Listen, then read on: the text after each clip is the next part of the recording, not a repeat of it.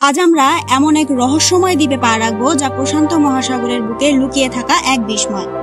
কথা বলছি পালমিরা অ্যাটল নিয়ে, এক নির্জন দ্বীপ যেখানে প্রকৃতির সৌন্দর্য আর ইতিহাসের রহস্য মিলেমিশে একাকার হয়ে আছে।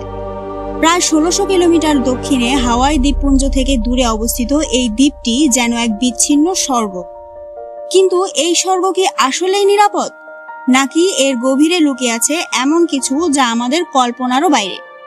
১৮০২ সালে হারিয়ে যাওয়া আমেরিকান জাহাজ পালমিরা এই দ্বীপটি আবিষ্কার করে, কিন্তু এই আবিষ্কার ছিল যেন এক অভিশাপ। দ্বিতীয় বিশ্বযুদ্ধের সময় এখানে তৈরি হয় এক গোপন সামরিক ঘাঁটি, আর তারপর শুরু হয় রহস্য। এই দ্বীপের সাথে জড়িয়ে আছে কিছু রহস্যময় ঘটনা। শোনা যায় এখানে নাকি জাহাজ অদৃশ্য হয়ে যেত।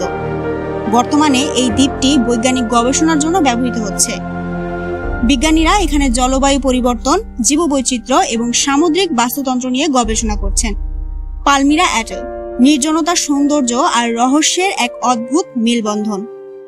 এই দ্বীপের রহস্য কি কখনো পুরোপুরি উন্মোচিত হবে, নাকি এই দ্বীপ আজও আমাদের জন্য এক নিষিদ্ধ স্থান? কমেন্টে জানান আপনার মতামত।